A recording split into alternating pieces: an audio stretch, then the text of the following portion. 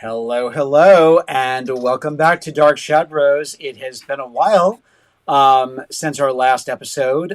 Thank you all, first of all, for tuning in. We've had several people writing and asking, when are you guys coming back? When are you going to... We swore at the last episode we weren't going to let the time lapse, and yet here we are almost a month later since our last episode, which was an homage to the late, great Grayson Hall. Interestingly enough, it took a very good weird turn. It was supposed to be more of a character study into Grayson and her various roles on the show. And the author of Grayson Hall, Hard Act to Follow, R.J. Jameson, was messaging us while we were doing the podcast, and John was like, why don't we just bring her on? So we brought RJ into the conversation, and before we knew it, we were talking about Grayson Hall, the actress. So we said, we got to do it. It was fun. It was great. It went in a whole other direction than we had planned on, but we're going to do Grayson Strikes Back and spend a night talking about all of those wonderful characters that Grayson played on the show, chief among them, Dr. Julia Hoffman. So, but that was a lot of fun. We talked about a myriad of things. RJ put a myriad of myths to rest about Grayson and her association with the show. So go back and take a look at that. Also, check out her book, Grayson Hall. It's been a long day. I need some caffeine. Ginger ale is just not cutting it. Grayson Hall, A Hard Act to Follow. And I think we might get a revised version of that book. And I'm pushing for an audible audio version of that book, maybe with Catherine Lee Scott reading it. That's so we've kind of put that out there to RJ in terms of her book about Grayson. Check it out if you can. Also, please make sure that after you watch this, if you're watching it on YouTube, go onto YouTube, hit like and subscribe. It doesn't cost you anything, and it helps us a lot just in terms of building up our following and our audience. Leave comments. We try to get to them as soon as possible and answer questions and comments and so on and so forth. So please check that out. For those of you who don't know me, and there's absolutely no reason in this world why you should, my name is Peter Mack. I work primarily in the world of cabaret and musical theater. Did several off-Broadway shows, several tours. I wrote a book about the Salem witch trials as they were featured in plays, television shows, and the major motion picture screen called Cinema Salem, a cinematic guide to the witch city. Laura Parker actually did the foreword to that book, and I'm working on a revised version of that right now. That covered about 9 years worth of film, television shows, and plays in regards to the Salem witch trials. I started watching Dark Shadows when I was 4 years old in 1980, when the first rerun started on NBC. Became officially a fan a few years later when the New Jersey network started running it, or kind of sort of running it. And then where the MPI home video tapes came out, and that's it. I was hooked, wrote in about the Dark Shadows festivals, and here we are. Been lucky enough to have worked with several of the Dark Shadows actors, including the late Laura Parker, Marie Wallace, Donna Wandry, and Nancy Barrett. And I work pretty much now as a cabaret artist and a Judy Garland tribute artist, singing all live, no lip sync, performing a myriad of thematic shows featuring the world's greatest entertainer, Miss Judy Garland. I'm going to turn it over to my producer and co-host, Dr. John Mack. Oh, so I'm Dr. John Mack. I am Peter's husband. I have been watching Dark Shadows since we've been together, so since 2003. And I fell in love with the show in the black and white episodes, so the pre-Barnabas episodes. And I got hooked. I kept asking Peter, is there more? Is there more? Is there more? I, too, have done those shows with Donna Wandry, Marie Wallace, Laura Parker, and Nancy Barrett. And I am really excited about this episode because we have a guest host. We do. We have a guest host. Now, our normal bro, our regular Dark Shad-Bro, Michael Penzerato, is actually on a family outing, I believe arriving home tonight. So he is not with us, and we miss him. We love you, Michael. It's going to be very odd without you not being here, but Michael will be joining us next week, I hope, for our next episode. But in the all-Italian co-hosts... We're keeping it all paisans. Yes, we are keeping it all paisans. without further ado, he's an author and a blogger. He is a comic aficionado. He has guest starred on the wonderful Terror at Collinwood, hosted by the even more wonderful Penny Dreadful. Our special host tonight, guest host, Mr. Nick Caputo. Bring in Nick. Hi, guys. Thank you. Hey. Let me fix myself here. Okay. I'm honored to be a fill-in to Michael, who does a great job. And I've been following Dark Shadow since I was a little tyke when it first came out. And studied about it, wanted to learn about it, learn the rich history of it. So I read all the books, magazines, some of the fanzines, and grew up and learned all about the history. Still learning from you guys. I learned a lot last week about Julia and her story, and and I've been writing about comics and studying comics and enjoying them for decades. It's a lot of crossover between the interest in comics and Dark Shadows. People have asked me, what's the connection? Well, first of all, you're dealing with a lot of fantastic stories, imagination, time travel, going into different worlds.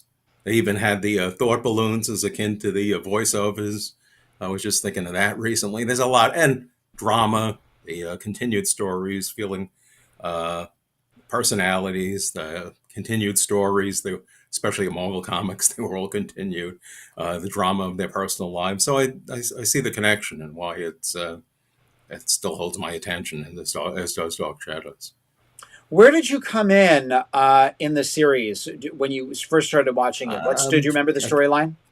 I can't give you the exact time. I was telling DJ that my cousin Marianne told my brother, my older brother John, and me about the show because he knew that we were interested in horror stuff, and I think Barnabas was on already, so it was probably somewhere in the early part of that series. I do remember certain things, but some episodes stick in your mind. Sure. I certainly remember watching the episode where Jonathan Barnabas goes in the car with Vicky, and they have a car crash, and then he goes in, he's in the hospital, and I remember watching this over at my grandmother's house, and he says, "What time is it? It's 4:00 in the afternoon," and he's screaming, and wow. I remember when he was walled up by Trask. There's certain ones when Willie got shot. As a matter of fact, I watched that again when it was on NBC for a short time at like 3:30 in the morning. I was by myself, and you knew it was coming, but it was really fun to watch. But yeah, I was pretty early on in the Barnabas run, I'd say. That moment when he realizes that it's 3:30 in the afternoon. And that primal scream that Jonathan, he was a great screamer, man. That was great. And it's just a reflex reaction. That's what's so cool about it. He's been conditioned to think the sun is going to kill him, and of course. Nothing has even happened to him yet, but yet, it's like, no! That's a great cliffhanger. Cliffhanger to wait for the weekend to see what happens, And the other thing I love about that is, like, on Friday, he's wearing this horrific striped robe that they must have got from the basement of Orbax. And by Monday, Leela Swift was saying, no, get him a blue terry cloth. Yeah. It's gone. It's gone. Most of us didn't remember any of those. You'd never notice or remember. Yeah. Too busy watching the show. I'd watch it on an old black and white TV set. That's true. That was it. You saw what was going on. Can't tell you when as a kid remember any mistakes. Yeah. Any. In the second viewing when I was older, you noticed the things. But it's in the going back. You were so engrossed in what was going on, you did not notice what was happening. That's why when we were talking about Julian Hoffman and Julia Hoffman. Dan Curtis is right. Nobody's going to remember this. So you made a mistake. So cut the name wrong. Who cares? No one's going to remember. No one's going to remember. No one will ever see it again. Makes total sense, Yeah. Totally. We look at it in the context of videotape, and you could watch it over and over again. We didn't have that back then. Never thought we'd see it again. No. As a matter of fact, I got the old joke. My brother, we were busy reading comic books, and every once in a while there was a slow episode. So I'd be reading the Hulk or something, and he goes, "Stop reading that comic. This you could read that anytime. This will never be on again." And while he was right for most shows, wasn't right this one. I always remind him, "You were wrong. I can watch it anytime I want." So quick technical note, and I should have said this in my opening. Okay. But anyone who has questions, we take questions. I have some that have already been sent to me, but we take questions live on the air. So if you have any questions, sure. you can put them into the comments, and we will address them. But sorry, I didn't mean to interrupt. No. I forgot. I neglected to say that. Yes, we love getting questions. Love questions. And also, just as a side note, Nick had said something in the broad, but just on a non-Dark Shadows related, but on a Dark Shadows related note, kind of, you might be noticing my new eyewear, because this eyewear has been featured in a million different film trailers for a particular movie that just hit. It doesn't officially open to Friday, but we were lucky enough. We got to see Wicked couple of nights ago, and then again last night a friend took us, so that was our second time seeing it. And I know there are a lot of Dark Shadows fans that are Wicked fans. If you're teetering on whether you're going to see this movie or not, trust me, do not miss this movie. It's brilliantly done. It's you kind of look at John M. Chu and say, oh, he might be a good person to do a new Dark Shadows, because here he took what was on the stage and just made it into a movie without tampering with it and taking it too far afield from what the fans know and love. And there's kind of a parallel there, just in that Laura, our friend Laura Parker, Angelique's descent is essentially Wicked to many degrees, because she's giving you, how did Angelique become Angelique? And is she really evil, or have we, been misled all these years? So there's kind of an interesting corollary between Wicked and Elphaba and Angelique. So go and see Wicked. You will not regret it. It's amazing. So I had to get new glasses. I was 3 years overdue, and now I'm wearing Elphaba's glasses. Thank you very much. So several people have commented on that in the last couple of days. Now, today, we always like to focus on a particular storyline or a particular character. And there's no doubt about it that the character of Burke Devlin, he was a linchpin in the show. I have here the Bible for the original show, Shadows on the Wall. I wish Catherine Lee Scott would reissue this, because fans want it. And now it goes from anywhere from $150 to $200. It's only 90 somewhat pages. But this is the original story trajectory before Barnabas was even an idea.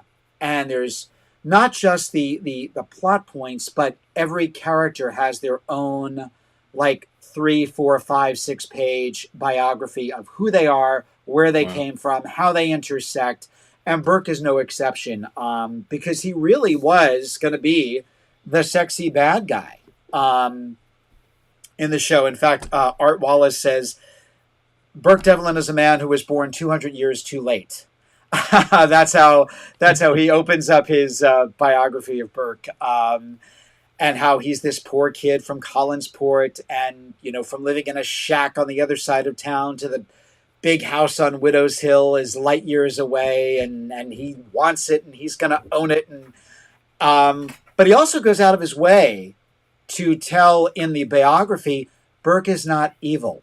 He's really not evil. He's just been dealt a very bad hand.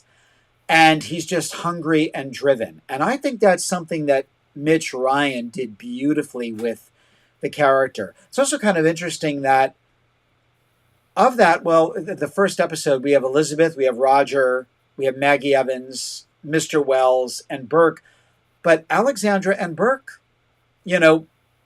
he was gone just a little bit after Jonathan came into it, in terms of the switcheroo, which we'll get to.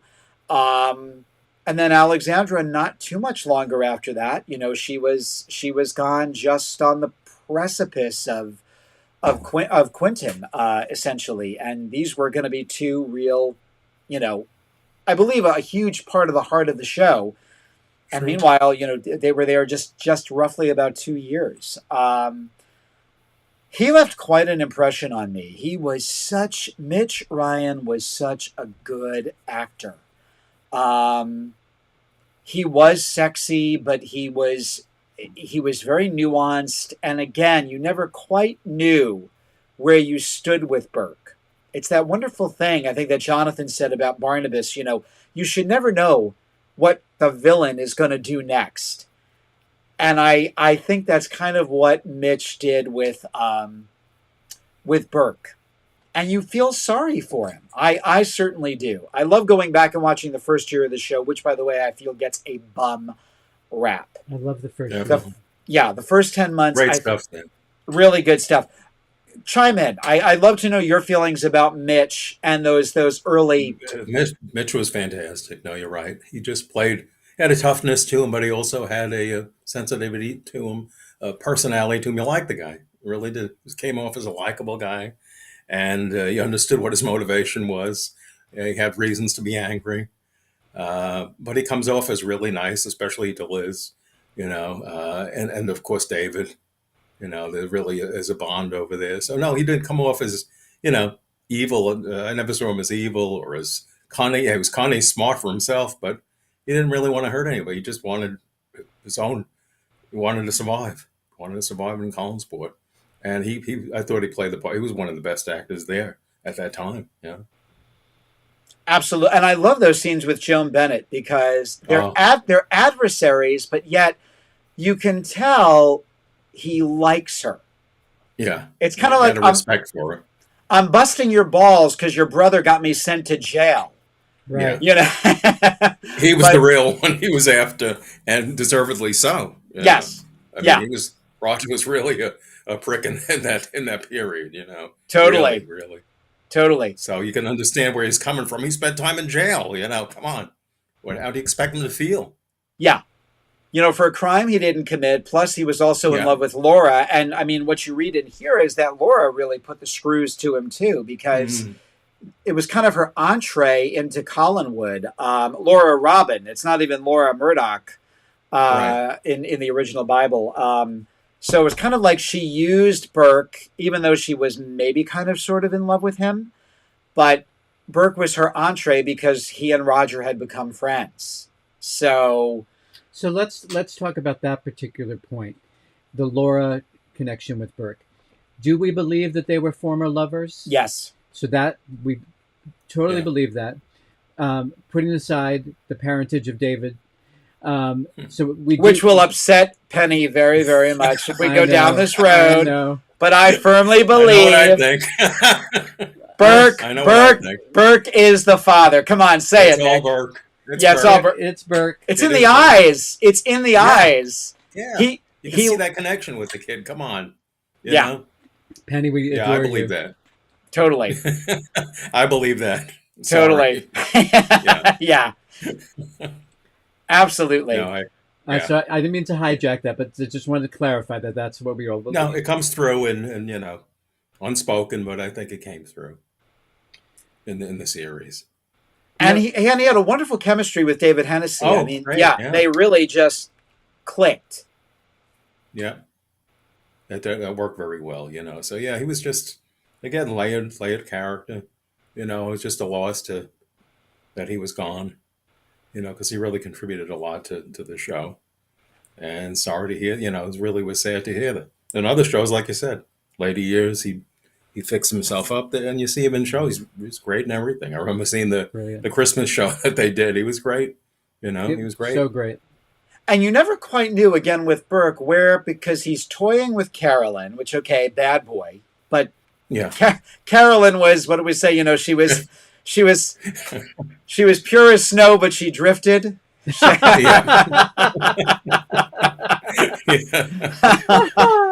good one. That's or as pure as a driven slush. And she was playing games. Yeah, she was playing a lot of games there too. So that's what it was about. Yeah. And then his work with Mrs. Johnson, they made some team together. Oh my God, the scenes with Clarice, those early.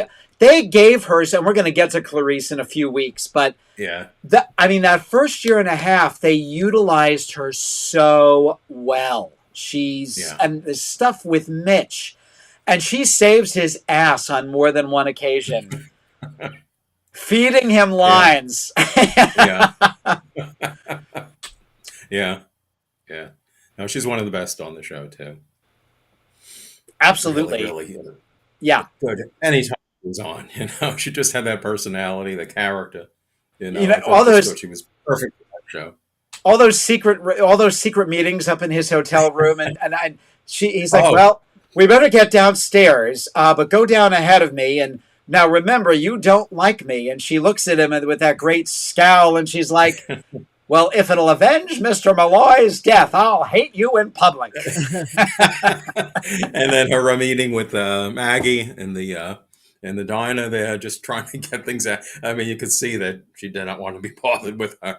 Tried to be nice to her, but it's like, do you want something, Mrs. Johnson? It was just a great combo there, having those two play up against each other. If you start to think about this whole entire timeline, if we're saying that Burke is the father, that means that Laura is pregnant in the car because he has to go to jail. Right. So she probably figures, oh my God, I'm pregnant. He's now in jail. I want my son to be taken care of. That's probably how she ends up. Yeah, that's a good point. They got married. I think she married Roger like a week after the accident, if that's I'm not mistaken. Yeah. Mm-hmm. Yeah. So it was very quick. Very, very quick. But she has some wonderful Diana Malay, if you recall those scenes, Nick, where they're on the docks, where she's on the docks with Burke. Oh, yeah. Yeah. And they're kind of, you can see, there is, he flat out kisses her at one point. So there's there was definitely a connection. But again, he had great chemistry with everybody on the show. Everyone. He was one of the best on that show at the time, and losing him was tough. I have nothing against the next actor that came. But it just was a hard act to follow, really was. And he's in his final episode is episode 241, so he's there for several weeks. Mitch Ryan. Well, he's there for a year and a half. Right. That's a long time. From day one till his last episode is the infamous Maggie being locked in the coffin in the mausoleum. That's his last episode on the series. And they think Sam is drunk because he saw her outside the window. She's got the pipe in her hand, and Patterson, Sheriff Patterson is like, are you, sure you didn't? I've been corrected. His last episode was episode number 248. 248. And we don't get his replacement. I'm trying to push that off a little bit. We don't get his replacement until 262. 262. Really? I forgot that. That took that long, Took that long. But I believe what happened was that Joel Crothers had to fill in. They had to give Burke stuff to Joel. His lines. Yeah. Because what Catherine said this, guys, if you watch my other show, Mac and Chat, we had Catherine on, I think 2 years ago now. And Mitch had just passed away. And she was very open about what had happened. Mitch was very open about what had happened. Yeah. The day they let him go, he said Dan Curtis cried. He did not want to fire him. And Catherine said we couldn't find him. They went down to a barber shop. He clearly had been drinking. And he had a Peter Mac haircut. Even more severe than this. He had, a mohawk. And they walked in, and he said to Robert Costello, I believe, hey, I'm Cochise.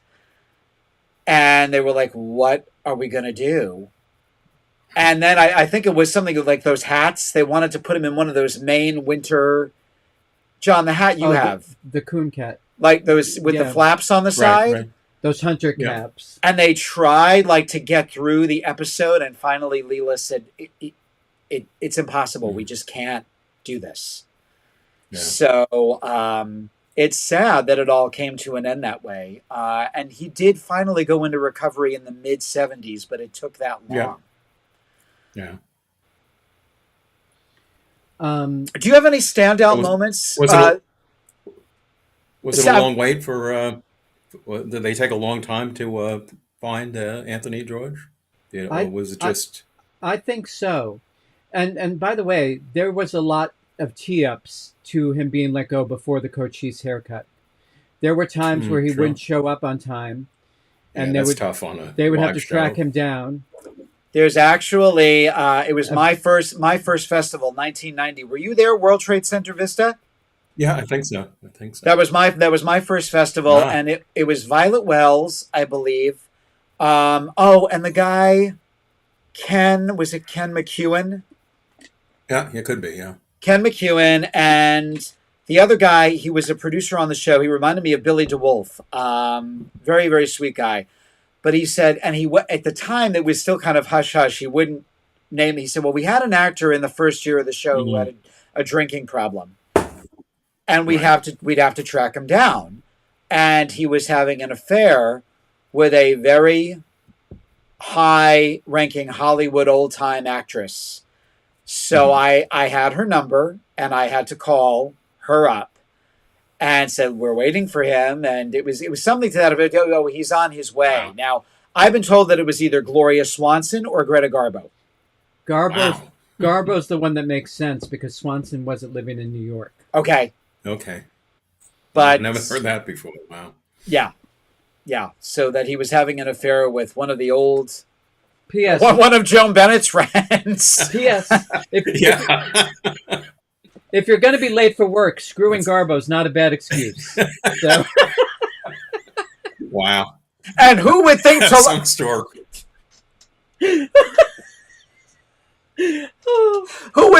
look for you there because she's not going to let anybody in the house. right, exactly. You're Wait, saying Nick froze. Nick froze. There we go. There we go. I've go back. You're back. Wait, let's see. We got you. We got you back. yeah. I think Yeah. so. I mean, Okay. who's Yeah. Garbo's not So- going to let you in the house.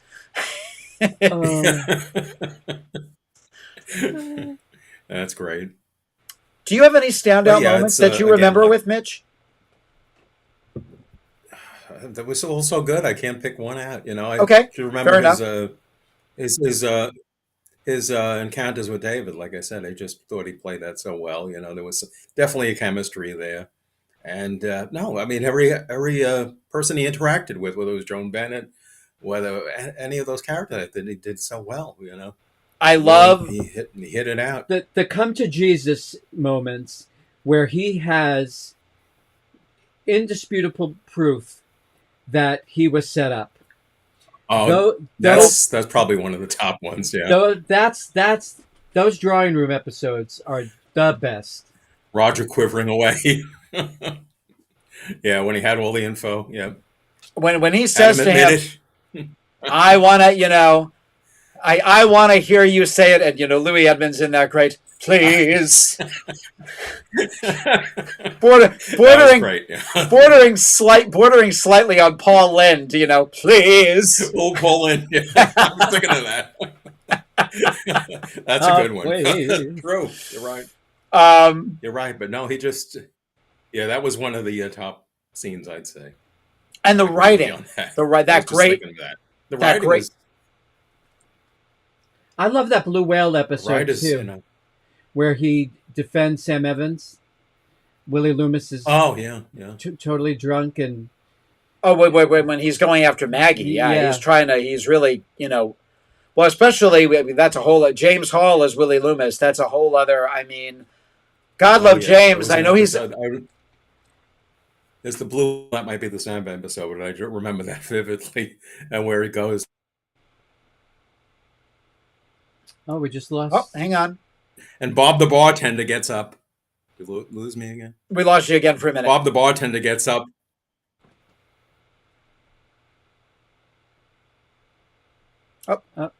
Hang on. We got to freeze. Let's see. We got to get Nick unfrozen here. Let me see what I can do at my end. We have a question from Andrew O'Connor while we're fixing this. Yes, he was dismissed because of his drinking. That's the alcohol Yeah. got out of control. That's why, Andrew. Yeah. Yep. But now go ahead, Nick. You were saying with Bob the bartender and No, Willie. I was going to say that again.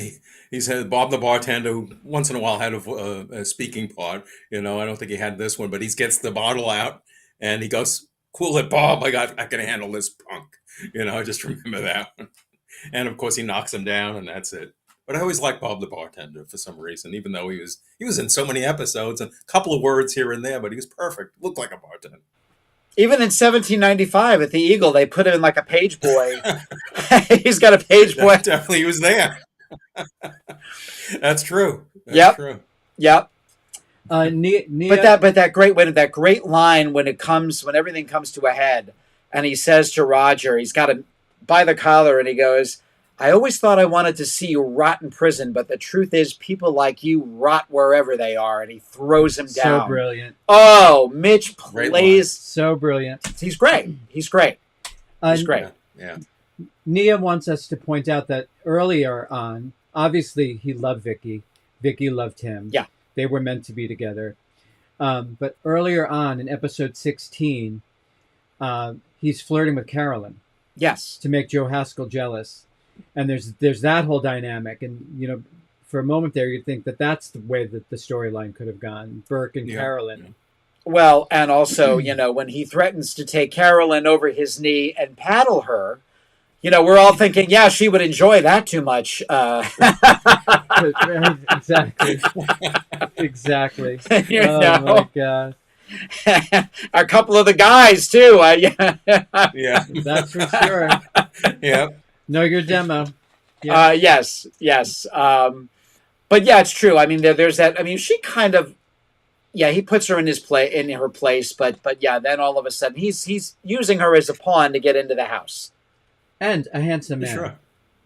If we haven't said that, so many of the women who were commenting are all saying how beautiful a man he was. Well, that square jaw. Yeah. Matinee idol. Mitch was to me, definitely had that look, yeah. I think he would have been the quintessential, if Dan Curtis could have done it, the quintessential Brom Bones in The Legend of Sleepy Hollow.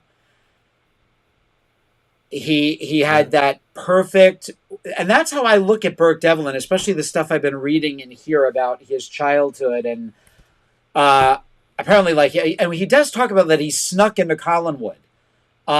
It's almost like kind of a Ben Mears thing in Salem's Lot, because I think he even mentions that he thought he saw ghosts. Quick shout out. Hello, Carrie. Hey, Carrie. Good to see you as usual. And quick reminder for those of our guests, we have many visually folks who have requested that these be broadcast with subtitles.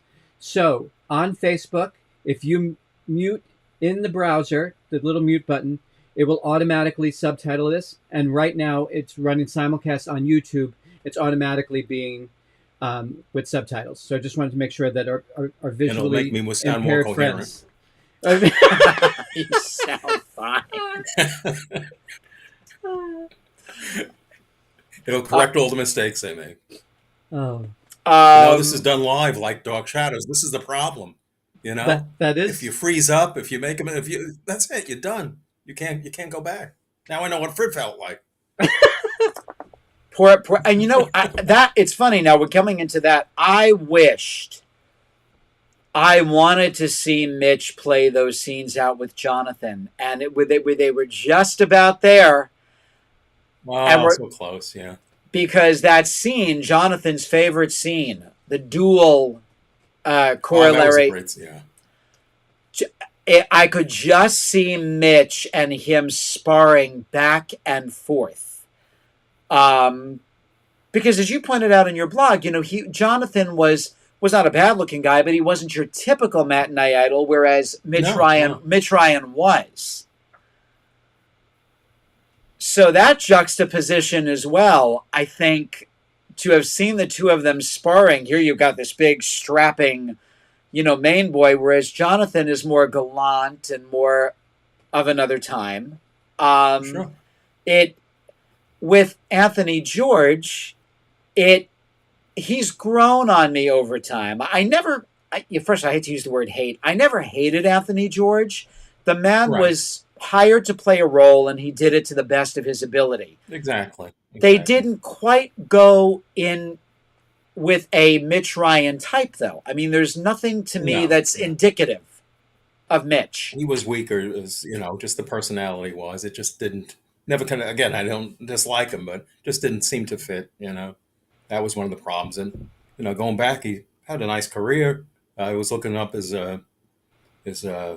what he was doing before, and he was on the Untouchables. I remember seeing him, a great show, and he was on there for a season before Dark Shadows, and then he Oh, was on a show called the. Oh, let me go. Look, I got what I said. It was a show called Checkmate in okay. Checkmate. '62 or '63 with detective series with Sebastian Cabot and Doug McClure, which only lasted a short time. So he'd been on prime time. Yeah. He'd been doing these shows, and he had a certainly body of work. But and then he went into soap operas later on, from what I've read. He Yes. spent most of his time on soap operas. So again, I thought he was okay, but I just never felt, the personality. There wasn't a strength to it there. The same as Burke, there was something missing. I think that his Burke, I've said this to Michael. I've said, he Anthony George was a little more that term piss elegant. That's how I kind of sum up Anthony George's. But you didn't get this idea that this guy had done hard time, No, um, no, and that he struggled. It did that there was something inherent about Mitch that he really came up by his bootstraps. yeah, that came through. Yeah, That came through. So again, I didn't dislike him. I thought he was, good, knew his lines. He was good for what he did, and he was thrust into the situation. Of course, the body of work is, going against. Uh, you're dealing with something that's really hard to compare to. Uh, It's really hard to follow in those shoes. I think that was the biggest problem. It's like the two Dr. Woodards. I mean, you right. can't discount the first one. I would have loved to see the end of that, and to I have this could. guy come in.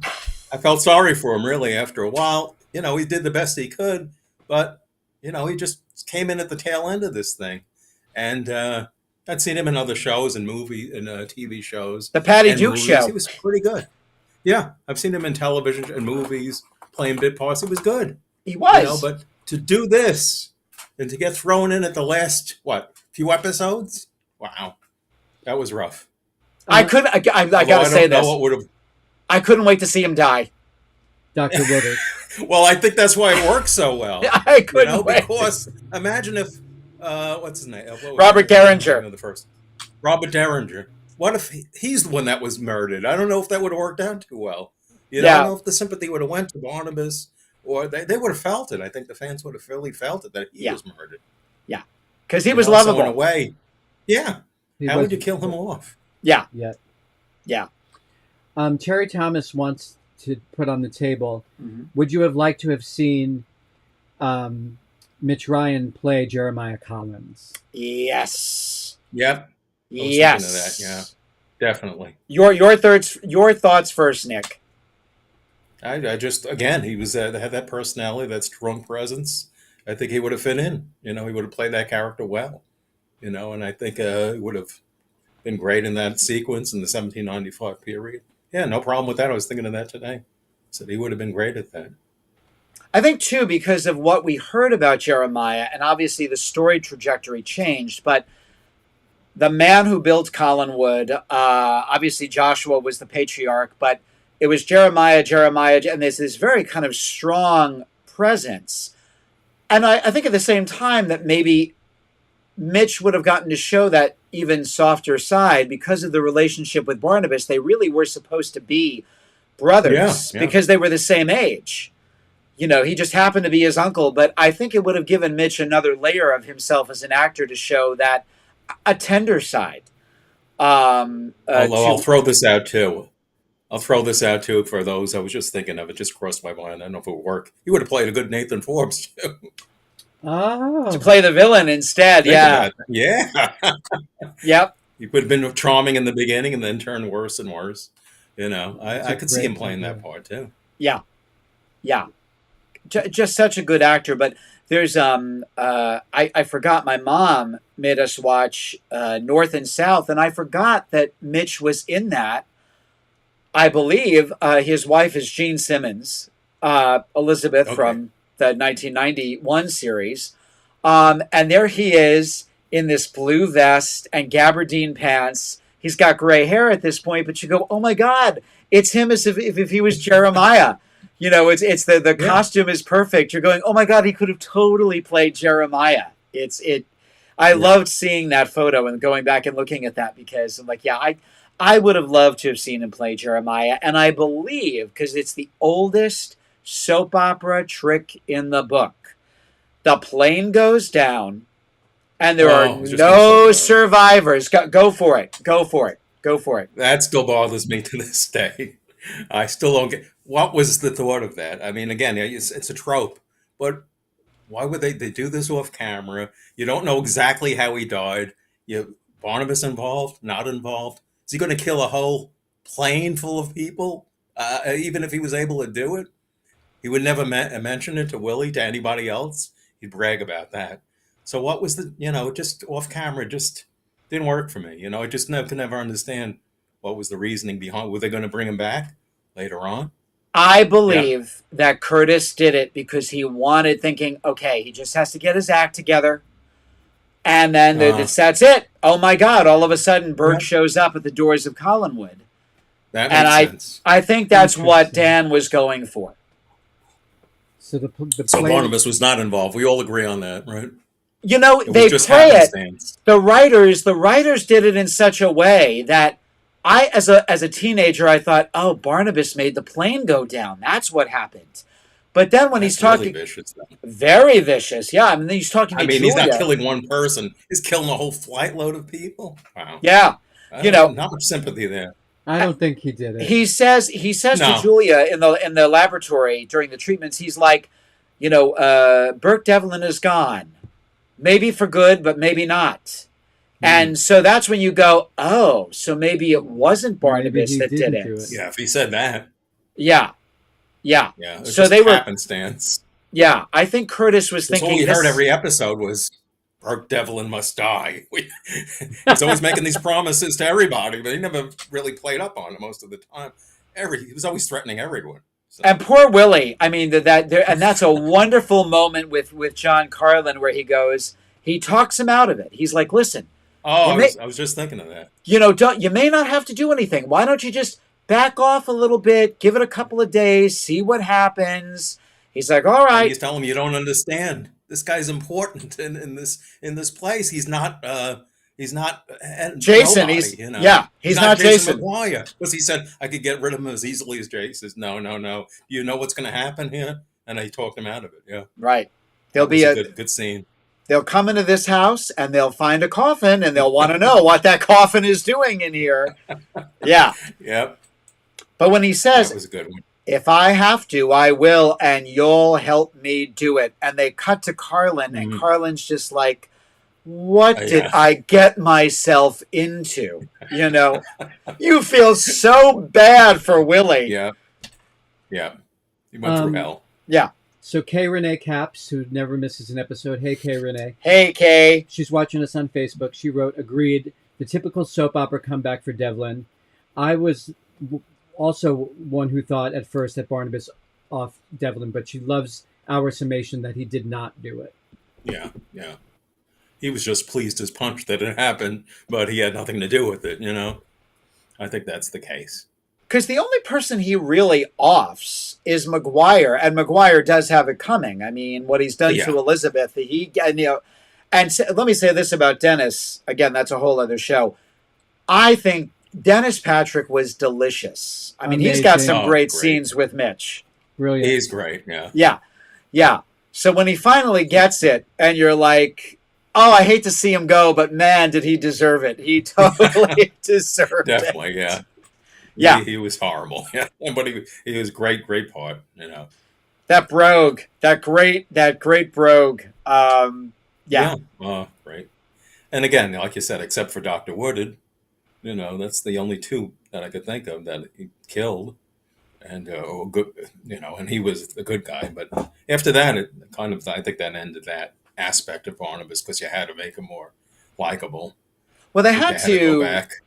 He's a leading character. Back Yeah. in television in those days, you're going to make a killer the star of a show. I don't think it was, doable. Right. That's why I think they had to give a backstory, origin, cure him for a while, which I always thought was great. That's a big thing to do, to cure this character that's a vampire on the show, and he's cured for like months at a time. It Yep. really was innovative. And I don't think it bothered the audience as much as Curtis No, claimed it did. I think it no, I bothered don't think he Curtis. realized it did. Yeah, Yeah.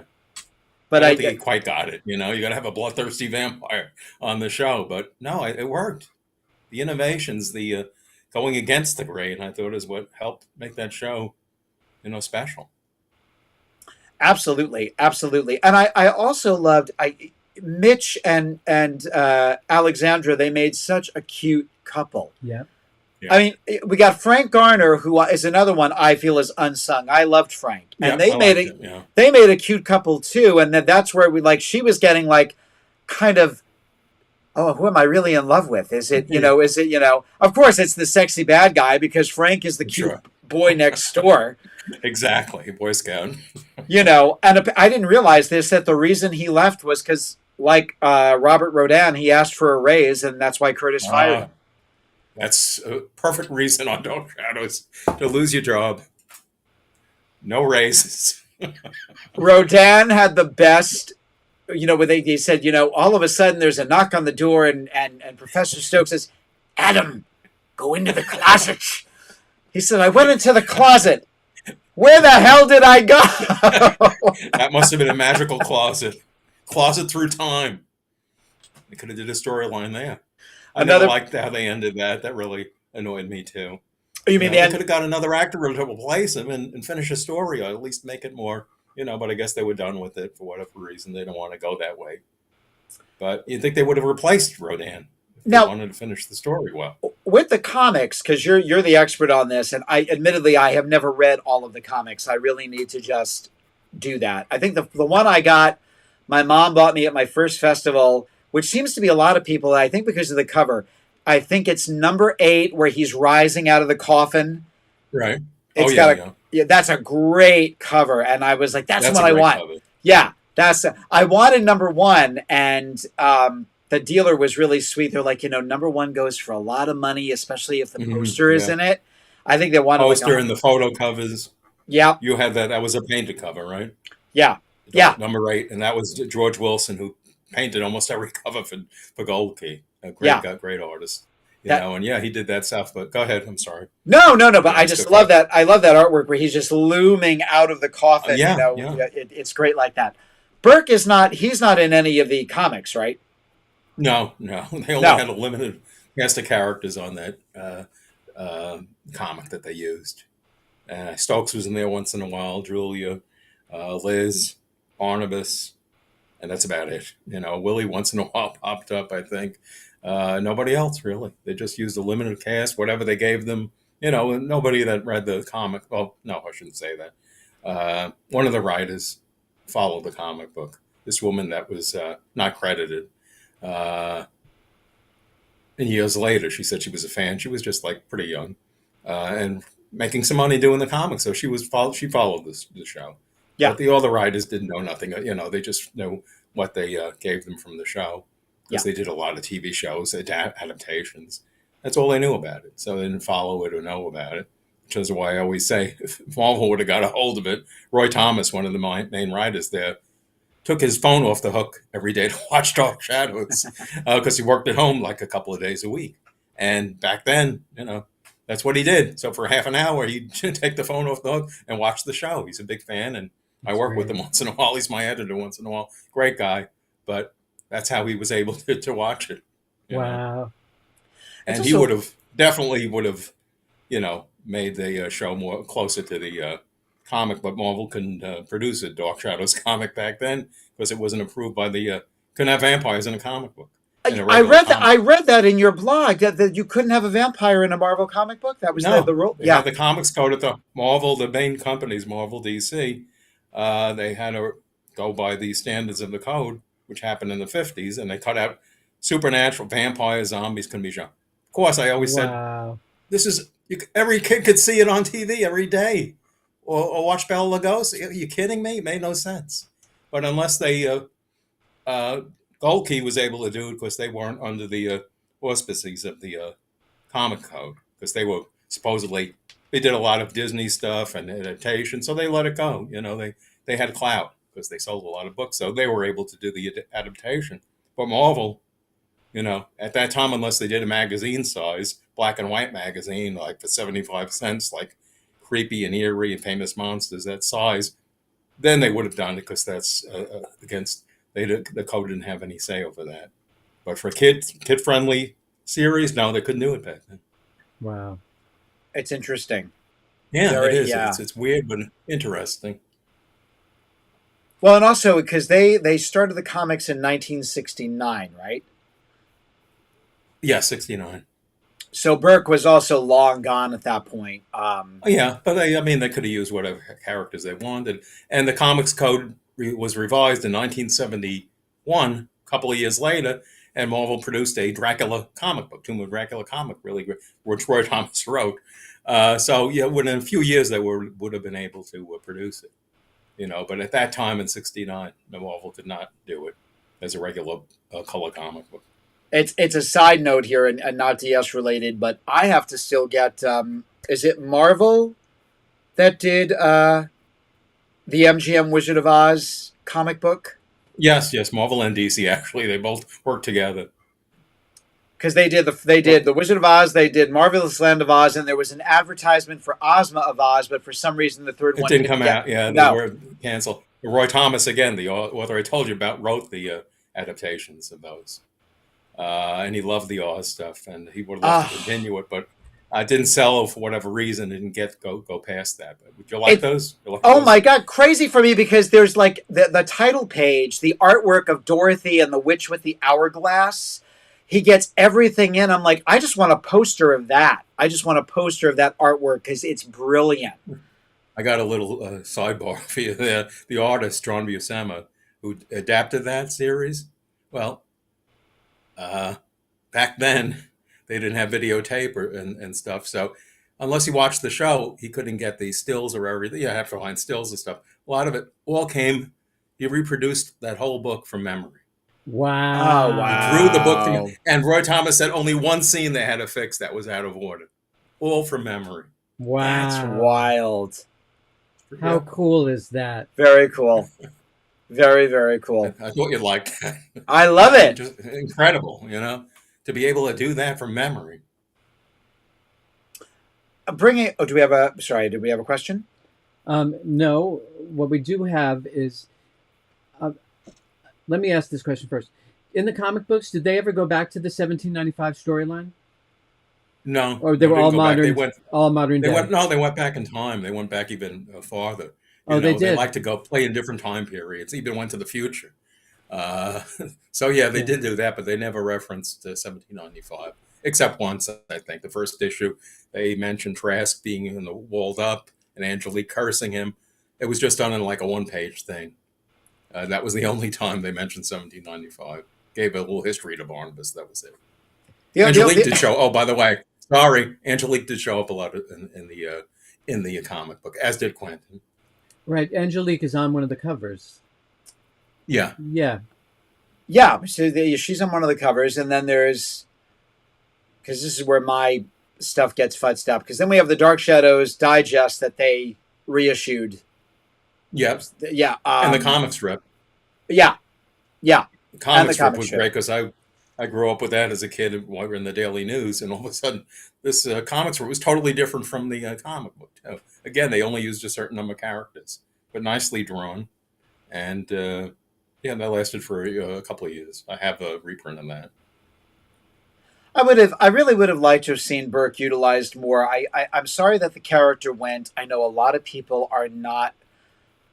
They might tolerate Peter Bradford, but after that, I see constantly like, I hate Jeff Clark. The less said, the better. I had a hard time with that actor. I like Peter Bradford. He was always angry. Every part he played, he was like angry. The same part. You know, he always never seemed sweet or anything. Maybe once in a while with Vicky, but he Peter always seemed Bradford. always angry. Yeah, Yeah. always yelling, always angry. Yeah, You know. Peter Bradford of all, I kind of like Charles Delaware Tate because Okay. he did a little like I thought that was, and it's funny. It's all in 1897. There's Charles Delaware Tate and even Count Patoffi. Danielle and I were Penny and I were talking about that. You know, Yeah. with the gay characters. We're like, well, clearly Count Patoffi swings both ways, and probably Charles Delaware Tate with that purple coat. You know, there was something about Charles Delaware Tate that said, okay, he's dipped his toe a few times. Who's the effete redhead? Oh, Craig Slocum, God rest him. He was Joel Crothers' friend. Oh, got it. Joel got him the job. Was that Harry? Harry. I like Harry. One of the few that like Harry because he was berated by his mom over there. He was always got into the worst trouble. He's like a smaller version of Willie. Poor guy. Everywhere he goes, all of a sudden, you know. And it would have been fun. It would have been fun to have seen Burke Devlin interact with Harry Johnson because there would have been that whole Willie Loomis thing would have come back into play. Definitely.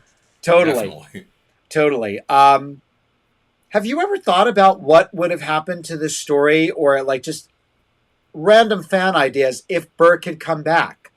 I have my own idea of where Burke might have gone to, but has it ever crossed your mind, or like what do you think would have happened? Because, I don't know. In the context of the show at that time, it was getting so fantastic. If you just go by the reality of it, what were they going to? Human characters were getting less and less play, so I don't know where he would fit in. You know, at that, just thinking the way they were writing it and what direction they were going in, it would have to be more realistic and more oriented by him. I don't know, and we'll just put the supernatural would have worked. But okay. This is me being very, very... I live in Salem, Massachusetts. Let's just have that conversation. Let's say he lands in the Amazon forest and he meets up with these tribes and, you know, that whole... There's a lot of voodoo and supernatural stuff there. What if he came back an occult expert back into Collinsport? Having survived the plane crash, coming across the occult in South America, and came back more as a... Because let's face it, don't forget this. He suspected that there was something going on with Jonathan. Yeah. So, yeah. Go ahead. Because that's my idea. I'm sorry, Adam. No. What if he really wasn't going to Brazil at all? What if he had gone to England and threw them off the course? Because who's Niles Bradford? Because there's no listing for your cousin Niles Bradford, Barnabas. What if he went off to try to find out who is this guy coming back and saying there is no trace of Barnabas Collins, there are no records of him in England. And what if that was going to try to be a zhuzh there in terms of trying to expose Barnabas yet again? Again, that's my geek fan mind going off saying like... And now this is open to Pandora's box of comments. So what if he... let me read this. Sure. This is from Terry again. As Dark Shadows leaned into time travel and parallel universes, Burke could have returned from an alternate timeline with knowledge or a mission to prevent catastrophic events at Collinwood. Fair enough. That's pretty good. Fair enough. I'll take that. To do something with that. Sure. Or, I mean, if they didn't want to bring Burke back, again, if he had been... Brought Mitch Ryan back as any number of characters. Just as any number of characters. He could have came back as a different character, definitely. Yeah. He would have fit in. Yeah. Could have replaced some characters that were in there. Yeah, definitely. Could have done something with them. Because everybody... Doesn't Anthony George... The plane crash happens. Right. Then he's Jeremiah Collins. Right. And that's a quick exit. That's only a few episodes. He's in a fairly good part of the beginning of 1795. It's been bandied about that he did not enjoy his time on Dark Shadows, that he couldn't wait to get That's what I off. heard. He had a job waiting for him on Search for Tomorrow. That was going on. And I mean, we knew Jeremiah was going to die because they had already done the tee-up at the Blue Whale with him talking about the duel, although they got rid of the swords and used guns instead. Because, of course, Jeremiah gets shot in the chest and all of a sudden his head is completely bandaged because we couldn't show Timothy Gordon laying in the bed. Standing. That solves that problem. That solves that problem. It's like, wow. A bandage around his face. Not only did you shoot him in the chest, Barnabas, that bullet went, woo! It just went straight up. Yes, Curtis probably said, nobody's going to remember that. Cover his face. That's it. Cover his face. Cover his face. I liked him a lot as Jeremiah. You taking over the role, this is one from Rosie. Yeah. Rosie says, "What if he had come back and played Quentin?" Oh, Quentin. Interesting. Yeah. Well, this comes back to something Nick said about Nathan Forbes. Or another person said Nicholas Blair. It's funny. You can't imagine anybody but Humbert playing Nicholas Blair. Me too. But I could see a Quentin if Selby wasn't there. Yeah, I think he could play that part. I think what they were starting out with, where Nick was talking earlier,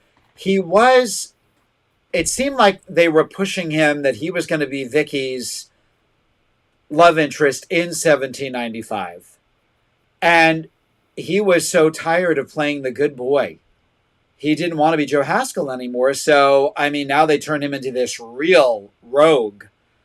I mean, he really is a scallywag. He turns out to be a total asshole. But then he comes back, and apparently from what I've heard, when Joel found out about the role of Quentin, he went to Dan Curtis and said, I want to play the part. And Dan said no, and that's when he was like, all right, I'm out of here. And of course, we wouldn't have had David Selby, and David is Quentin Collins. That's yeah.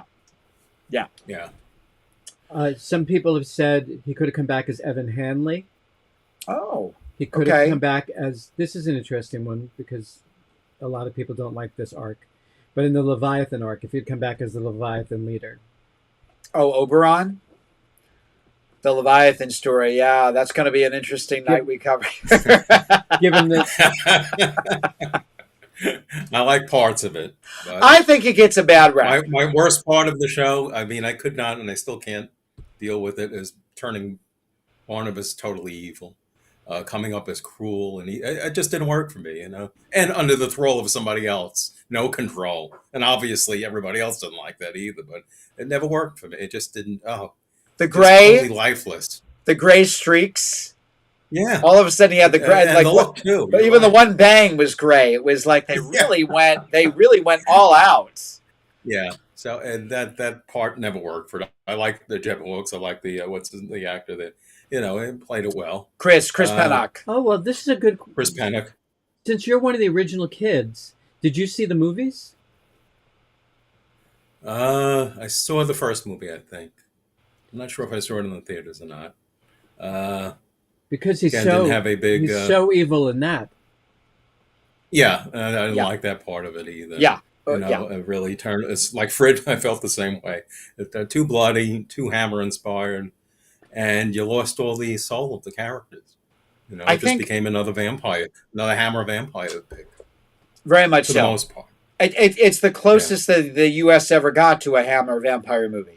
And it's the closest Dan Curtis ever got to what he wanted originally. Probably. Yeah. Let's see. If he came back as Quentin, you could come up with a way that Burke was, in fact, which would explain David Collins' resemblance to the Collins family when he was Burke's son. Okay.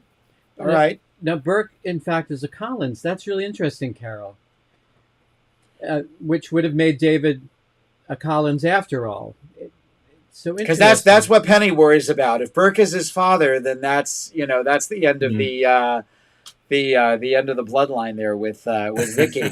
I like that, Carol. Yeah. That's actually a really great idea. I like it a lot. Interesting. I wonder, because apparently Dan fell in love with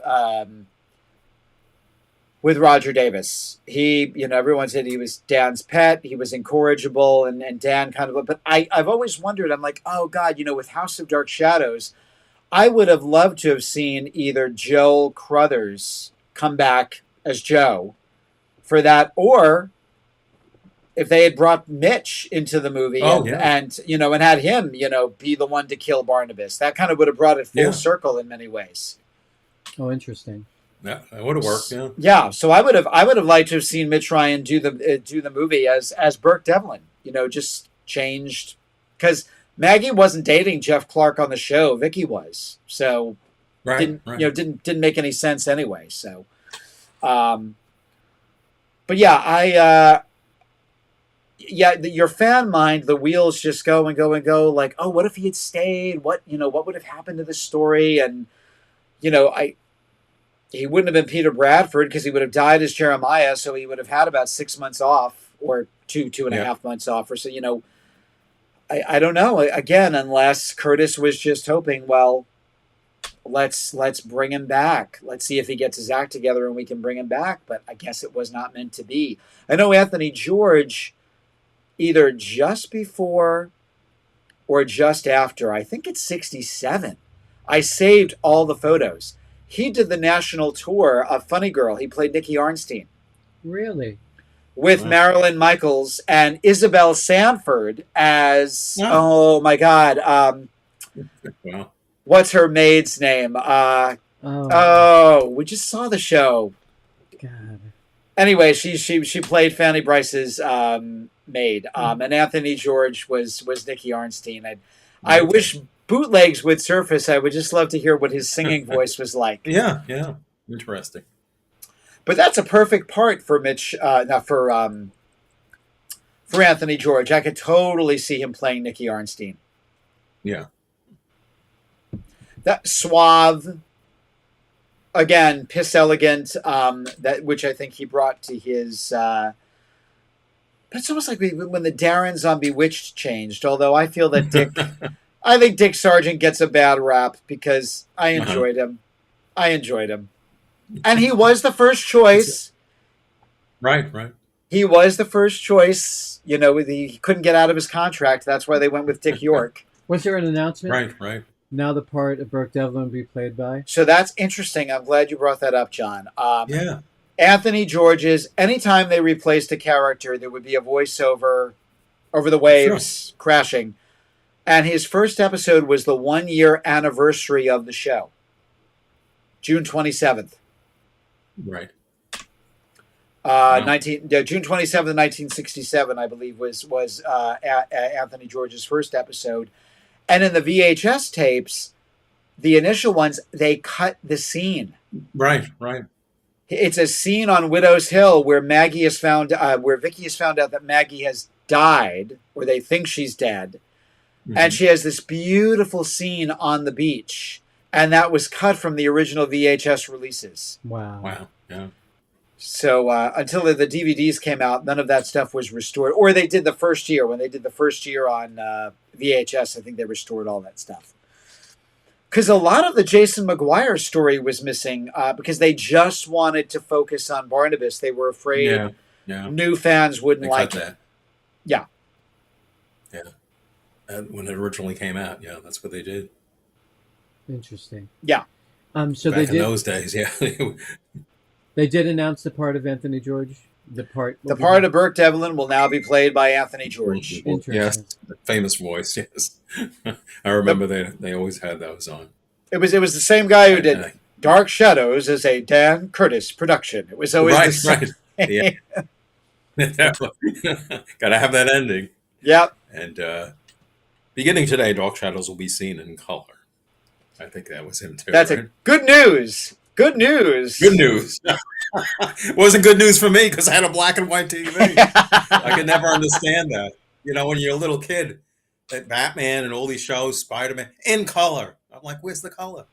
I didn't get it. I was too young to understand, Well, And I, same with Wizard of Oz. I know people that were like, well, we didn't, oh yeah, we didn't get a color first time I TV. saw it, wow, yeah, Yeah, I watched it for years in black and white. yep, First time seeing it, changed to color, totally. amazing, But yeah, they did. That was always a big announcement because color was new, and ABC I think was one of the last to start the color on their shows. NBC I think was the first, and it was 1966. It was new, so There was a big to they do made there. it. I'm sorry to interrupt you. No, God, they made a point to reference that, and all the original shows I saw in black and white. I didn't see them in color until the 80s. The Although I do like black and white, I have to say. oh Something well, about the black and white atmospheric black and white, it just works. it comes off like an Even though they old did not. Universal. It comes It off like does. an It yeah, does. yeah, Especially when the kinescopes. I yes. still always remember that episode of Maggie being in store. That one always Ah, reminds me of an old horror movie, an old Universal film. chasing her through the catacombs of the old town, which they never Yes. did again, and I love that. No, they should have done it. Yeah, Yeah, they yeah. should have. I remember being 12 and sitting on the edge of my seat eating my Entenmann's cake and being like, "Oh my God, is she going to get out? Is she going to get out? Is she going to get out?" Going from one door and the flute playing London Oh, Bridge is falling definitely. down. Yeah, Yep, yeah. yep. I have a question. Maybe you have the answer to. I was just curious. When they when Willie got shot up, did they intend to? Did they think he was not going to come back anymore? Did they think they were just going to kill him off, or did they just intend to return him? I believe again because Dan fell in love with him and Yeah, said, and he said he never had a contract. He said I never had a contract on the show. I yeah, yeah, came and went as I please. yeah. Did he do? Was it Love is a Many Splendored Thing? Am I getting that wrong? What was the? He did another soap, and I'm trying Okay. to remember. Was it Oh, yeah. New York based or California based? So they left it open, and in a way, I'll tell you this. I was kind of. I know we're getting away from Burke here for a minute, but um, if they had gone back to 1795, I'm like, I wouldn't want Ben Loomis. No, no. You needed Thayer David. The only part I could have seen Johnny Carlin playing, he would have been great as Trask. If Jerry Lacey, because he plays a tyrannical reverend on the Waltons. Oh, Okay. And I was like, oh my God, he could have totally played Reverend Trask if Jerry Lacey had not come into the mix. I love Jared Lacy. Oh, Jerry's great. I Jerry is love it. great. Yeah, it was great. But yeah, you'd have to have another part for him, yeah, definitely, because he couldn't. No, Ben Stokes and him, no, wouldn't have been the same. Wouldn't have been the same. But if he was available, yeah, they would have had him play something, Yeah. definitely something worthwhile, because he was missing from that. Yeah, because then it's shortly thereafter that Barnabas elbows Julia into getting him out of some of the lines, Barnabas he could be dangerous. Please, that's the last thing Willie could be. It's not really, really. Yeah, He robbed the family tomb, but no, that's the last thing that Willie could be as dangerous. yeah. No, I just thought of it because they really shot him up good, supposedly in that episode. They didn't just give 1 or 2 bullet shots. It was like I don't know how many shots he had. He's left for dead. Couldn't remember anything, but he's still alive, hanging on by a And thread. Barnabas, Thanks to Dan Curtis. he clings onto life like a leech. Yeah, why isn't he dead? He said something. I remember one of those lines. So thoughtful, Barnabas. Why isn't he dead? And he's pacing the halls of the hospital, and that's a great moment because they do Yeah. a long shot of the hallway, and you've got Julia and Barnabas, and you've got Woodard and Patterson, and they're looking at them, and it's like you can see in Frid's face, it's like, oh shit, the jig is up. He came to. They know all about me, and yeah, that's a really great cliffhanger. That was well done. Yeah, Yeah. definitely. Yeah, totally. just going out on a limb here with in terms of the two. I think I think Anthony George did the best job he could with what he was given. Um, he certainly has grown on me over time. I actually get sad when I find out the plane has gone down, and I've watched that many times over now. Um, but Mitch will always be Burke. Yeah. You know, he was the Burke Devlin. It's just sad that he didn't get a longer lease on life. Yeah. Would have been nice. Agreed. Would have been nice to have him there. And the whole storyline about them, the house, that was another thing that was cut out, remember? Vicky and Burke were looking at that whole storyline was cut out. Seaview. Now that's interesting because that was from what I can gather in listening to Malcolm Wormelstein talk about writing the show, and he said, "Here, our ratings have gone up. We're doing really, really well. We're getting ready to go into a story meeting." And Dan goes, and we're going to kill off Barnabas. And what are you talking about? What do you mean we're going to kill off? No, we don't need Barnabas. We're going to do a ghost story. We're going to do a ghost storyline. I've got a great idea for a ghost. And he's like, but Dan, the only reason we have a show is because of Barnabas. And I believe in a print interview, I got to find it. I know that that Dan said to ABC, yeah, we're getting rid of Barnabas. And ABC had to say, you only have a show because of Barnabas Collins. So Malcolm was like, well, Dan, we don't have to get rid of Barnabas. We could do this other ghost story that you want to do, and we'll just keep Barnabas in the mix. And that was because Elizabeth says to Vicky, there's something about that house. There's a coldness about that house that I don't like. And I think there was going to be some haunted house storyline with that house that Vicky falls in love with. Got it. So that I believe was the ghost story that Dan was going for, and we never hear of it again. And I was a few weeks old when I found out. I was like, oh, wait a minute. The house is Roger's office at the cannery. Oh. It's the living room is Roger's office at the cannery. Then it becomes Barnabas's bedroom in 1795 in the old house. Then it becomes the Collinsport jail after Vicky gets arrested for witchcraft. So yeah, they again, Curtis, they'll never remember. They'll never remember. That was his stock answer. Even in the 1991 series, the creative staff said that was always his response to everything. But wait a minute, there's a light switch, and it's 7 to they're not paying attention to that. They're just watching the story. Kay Renee wanted us to know that that's one of her favorite episodes. And not only is it one of her favorite episodes where the whole Barnabas wanting Willie dead, but she thinks it's one of the best directed, best blocked episodes. It's a great episode. It's a great episode. And I wonder who wrote it. I wonder if, because funny enough, every time I go back and look, Malcolm, who wrote one of my favorite Disney movies of all time, he wrote Pete's Dragon. And I believe he also wrote Escape to Witch Mountain. Malcolm Marmelstein. I believe that's his screenplay as well.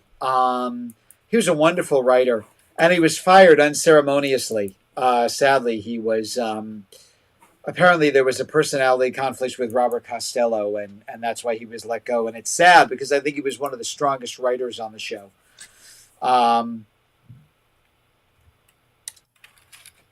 But as far as the two Burkes go, I think that it was a great character.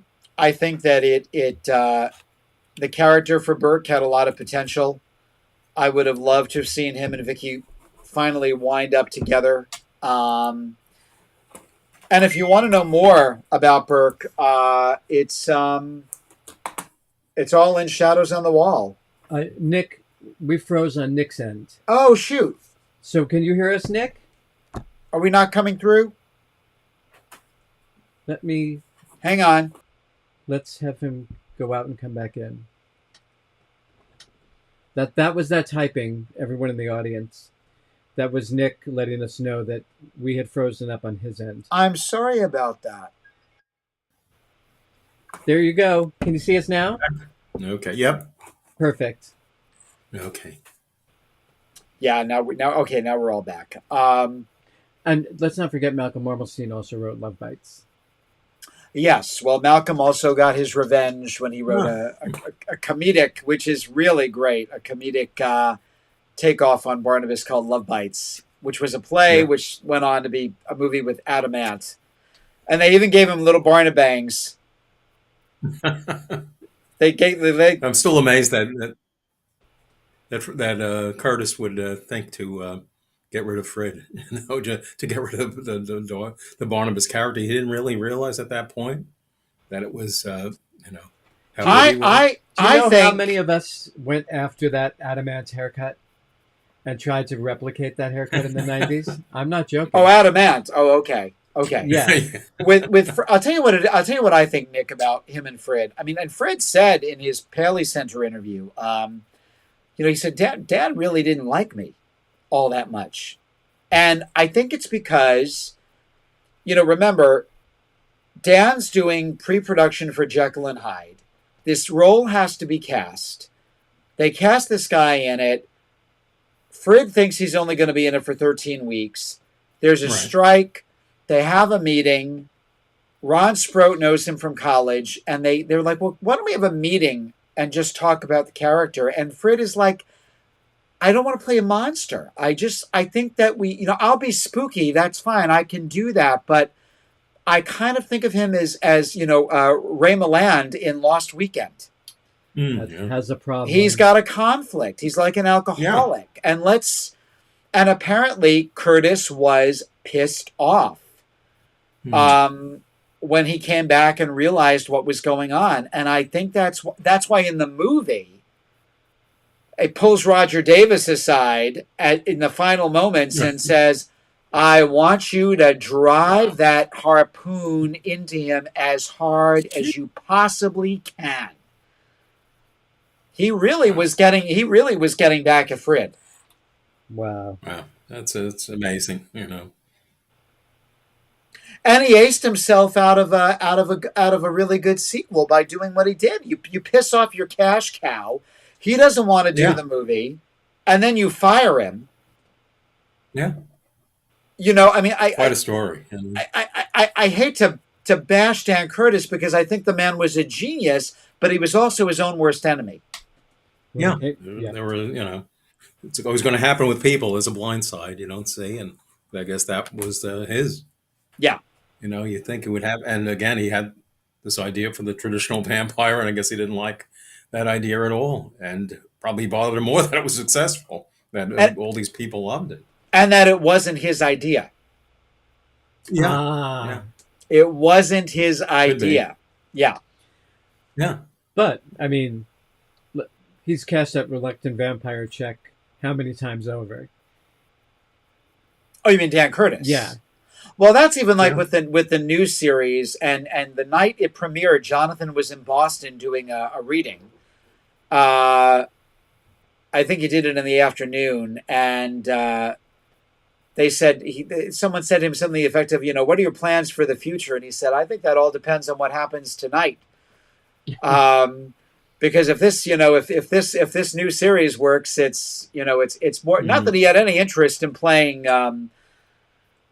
Barnabas again at that point. And in fact, Curtis wanted him to play Joshua. He wanted him to play Joshua in the new series, and he said no. Oh, that would have been great. Yeah.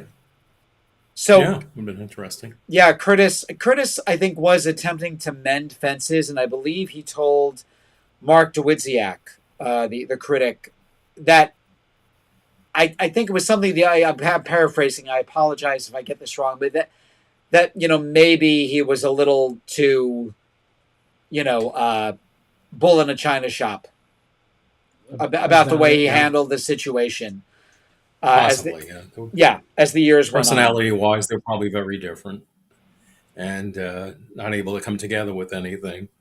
He didn't see Fred's point of not wanting to do the film. He thought that was blasphemy, I'm sure. but I got to give Fred credit for walking away. Don't want to do it, not going to do it. That's very few people do that in acting in any area, and they just said, I'm not doing it. He could have easily went along with it and got his paycheck, and he just didn't want it. Well, it's kind of like the Christopher Lee thing, where he was like, not going to do it. You can't. You must. You have to. Why? Well, because we've already sold it to the Americans with you and Peter Cushing in it. Do you know how many jobs? Well, that was it, right? And he said that was the final nail in the coffin. Think of the people you'll put out of work, Christopher, if you don't do the movie. Mm. And, Christopher Lee was like, who wants that on their conscience? These people were my friends. Yeah. Wow. But he said, that's the only reason I did those handful of other movies was because I didn't want to put those people out. That was it. I didn't want to put them out of work. Oh, not too many people have that character, In comic books, Steve Ditko, who co-created Spider-Man, walked out in 1966, just before it was becoming really popular, and the cartoon came on. But he, had disagreements with Stan Lee, and he just walked away from it. Did his own comic books, worked for other companies, went back to Marvel years later, but would never touch Spider-Man, never touch Doctor Strange, who he created. And he just said, that's, don't want to do it anymore, not interested. I moved on, and everything's changed so much. It's not mine anymore. And most people dislike that because they want you to go to the same familiar territory. Yeah. And I respect them for doing that. I didn't always understand it early on, but then I say, yeah, okay, I get it. Who would you say is your favorite character? Do you have like a top 5 from Dark Shadows? Who would you put? It's so funny. I asked this question off air earlier. I mentioned Professor Stokes, one of the big ones. Of course, Barnabas, Angelique. Those are 3. It's hard to pick. It really is hard to pick because there's so many good ones in there. There is. Those are, I'd say, top 3. I don't want to keep going because I'll think of everybody, and most of them I liked. There was a few that were questionable acting-wise and did not really have the chops for it. And but that, for the most part, there was some very, very good actors in there, and it's like a repertory theater that they just played off each other so well. Yeah. I think for me, the big guns were definitely Barnabas, definitely Stokes, definitely Julia, Angelique, Nancy Barrett, Quentin, Nancy Barrett, Nancy. Yeah, I mean, these are the ones that really. And Clarice, we can't forget Clarice. And Clarice, the problem. Oh, Clarice, yeah, put her up there. What I hate with Clarice is that she was a lovable curmudgeon as Mrs. Johnson. There is something lovable about her. As Abigail, she's absolutely hateful. Another one you can't Great wait in that part too, yeah. But then, like Minerva was the same thing. Like they didn't give her a chance to stretch her legs. No range, No. And then she didn't have much to do later on as Mrs. Johnson because so much fantastic stuff going on. What are you going to do with it? They couldn't get her involved too much. Right. Didn't have a place for her. I'll tell you who I liked. She saw Quentin that first time. That was great when she froze, and she saw him as coming. Wow, that was a great scene. I would have liked to have seen Kavada Humphreys, who played Madam Finley. I liked her a lot. Very good. What a stage name that is. Yeah, well, that's I mean, that's a drag name if there wasn't one. Kavada Humphreys. That's quite a. Well, and there's a few people that only showed up for a few episodes. I wish they would have been on a lot longer. Totally. Yeah, Kavada Humphreys. Yeah, and I liked. What is it, Madam Finley? Madam Finley, what's wrong? Madam Finley, why don't you answer me? And then poor Alex Stevens coming down in the wig and the dress, Grayson, yowling off to the side. And then they have like a pickup shot of Kavada laying on the floor. Oh, God, yeah. That was bad. Wow. But you see, poor Alex Stevens, he doesn't even fit in the dress. Like they've cinched him into the dress. The wig is like coming off of his head, poor baby. And the woman who gets so much grief, what's her name? The one that forgot the lines. But she was so good except for that one error there. And I've seen her Bathia, in ton of TV shows and movies. She was in so much everything. stuff. Anita, Yeah, Anita, she was. Anita Bolster. Anita, yes, yeah, she was great. She was great. You know, and then Barnabas doing the Exorcist bit was great too. When he was talking in Angelique's. Oh, well, that was great. Before that even occurred, he was doing it. You Really will good. die. You know, that was just wonderful, and he attacked her. You know, Yeah, no, I those would have liked to those are see her great. around longer. You Totally, know, totally. what's his name? Also, good actors King Johnny Romano, the guy that played. He was really over the top great. Married, And married to Mrs. Cunningham. Uh, really, oh, okay. Marion Ross. Marion Ross. Marilyn Marion Ross. Ross. I didn't know that. Yeah. Yep. Yep. Yeah. Yeah, he had a great part because he was so flamboyant there with the cape and everything. He was just great. Could have kept him around a little bit longer. Yeah, he was good. Julianka was good. Oh, I liked her too. Yeah, Yeah. Bianca. She Deanna. was a tough character there. They should have kept her around. Why kill her off too soon? If you go on YouTube, she did. It's an all-star cast, but she's Anne Frank. It's David. Oh, really? Yeah, David Suskind's Diary of Anne Frank. You can watch it on YouTube. A couple of Did years. Anthony George. I was just going to ask a question. Did he ever go to any conventions? Did he ever pop up anywhere? I don't think so. Or No. ever interviewed about the show? I think. Because he I, only th- died I think he might have been 2 years interviewed. back? Okay, all right. Have to check that. I'm curious. No, yeah, it's sad. Mitch only attended the Paley Center, which he would always be slated to come to a convention and then he wouldn't show up. So that's unfortunate that we don't have more Q&As with Mitch. Because I'm sure he had stories. He must have Definitely.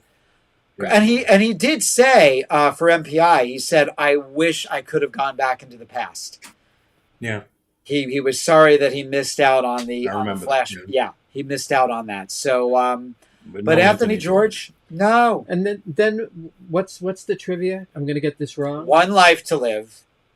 You have Anthony George, Grayson Hall, Nancy Barrett, and I'm leaving someone else out, but none of them are involved in the same storyline. Oh.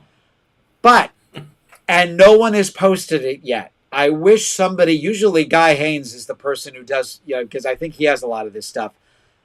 They said, you got to do something. You got to do something. So they managed to get them all in the same room, looking at each other and going, haven't we met before?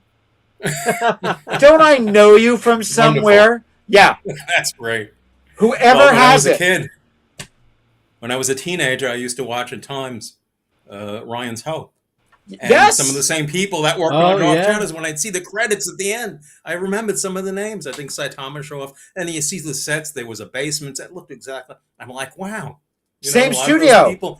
Same studio. I could tell. Same studio. I recognized the set. That was always amazing. Some of the same writers and people involved in Dark Shadows did that show early on. And if you look closely, I know One Life to Live and Ryan's Hope, set pieces, the Collins Mausoleum was reutilized, I think, on Ryan's Hope or One Life to Live. Some of the walls from Collinwood, I think the stained glass window at the top of the stairs was reutilized. So some of that stuff popped up in those ABC shows. Yeah. Yep. Definitely, they used it, and those a lot of episodes of Ryan Hope was actually on YouTube. They were available. Mm-hmm. They saved them all. Not all of them, but a lot of them. I loved Ryan's Hope so much. That was a great show. Yeah, good show. Good show. Good actors in there. Who's Catherine Lee Scott's best friend? The actress who was on the show for one episode. She was with Burke. She was with Mitch in Dharma and Greg. Susan Sullivan. Susan. That's why I was bringing it up. Oh yeah. So Susan Sullivan did an episode of Dark Shadows as a ghost, and then of course she went on to do Dharma and Greg, playing with Burke Devlin. Dharma's parents. Yeah. I One think of my favorites. Go ahead. Oh, I think she's a ghost that's menacing Elizabeth during the Laura story. I think, if I'm not mistaken, that's who she is. Okay. Oh, I was just thinking of Abe Vigoda, who I loved. A few parts, and I saw him in a convention. He was great, funny guy. He said, "I'm supposed to be dead." He says, "I don't know what I'm doing here."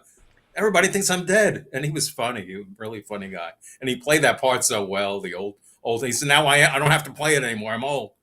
But Ezra Braithwaite and the other character, great for those little eccentric characters, you know? He was wonderful. He was, I remember, because that was at the Marriott. That was at the Marriott Marquis. Yeah. Yep. And he was like, everybody thinks I'm dead. The people that are so surprised at the success, longevity of the show, he was one of them. What's his name that played Dr. Lang, I think. He said, what are all these people doing here? You know, they just couldn't, they were shocked that the people are still talking about the show.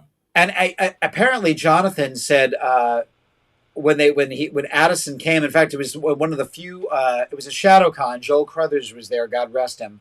It's great that there's even footage of it. But apparently they had not gotten up to his episodes in the reruns. And he's like, they're talking to me and they're talking to Joel and back and forth. And can I ask a question? What the hell is going on here? What? Because nobody, it was like nobody remembered Dr. Lang. Nobody was asking him a question. So that's funny. Yeah. This has been so much fun, Nick. I'm so happy. Totally great to be on with you guys because you're so interesting and fun and entertaining and knowledgeable. So I hope to do it again sometime. Let's please come back and we'll let's talk about the comic books. I know you and Penny did that, but we can do it too. We'll talk about the comic books. Yeah, that'd be great. Anything you want to talk about? Any Dark Shadows related stuff? I'm up for it. I love it. I'd love that. We would love that. Well, we thank our special guest, Nick Caputo, for joining us tonight. Remember, guys, hit like and subscribe on YouTube. Leave comments, questions. If you have ideas for a future show... Oh, did we just go black there? If you have ideas for future shows, please, let us know. We'd love to cover any topics that you want us to. Again, I'm going to do a shameless plug for Wicked the movie. Go out and see Wicked the movie. See this movie. And if you want to know more, let's all write to Catherine Lee Scott because she was responsible for getting this out there. Get the original Bible, Shadows on the Wall. And you can find out more about Burke Devlin and what his actual interaction would have been with the show if the show had not gone down down Vampire Lane. So check that out. Write to Catherine. Maybe she'll do a limited edition printing of that or something. And Nick, where can they find you online? Your blog and such. I have a blog and nickcaputoblog.com. You can look up all my old posts and history and all the articles and dig into the minutia of comic books. And once in a while, I have a tribute to Jonathan Frid there too. So I delve into other areas once in a while as well. Great. That overlap. Great. And also check out Terror at Collinwood, hosted by the amazing Penny Dreadful. Nick has been a guest star twice on that show. And you want to check out those episodes as well as Resident of Collinwood, Collinsport After Dark, Between the Shadows. The list goes on and on. There are so many wonderful Dark Shadows podcasts out there. Check them all out. Have a great week. And we will see you next week when Michael Panzaretto will be back with us. Stay tuned. Stay in the shadows.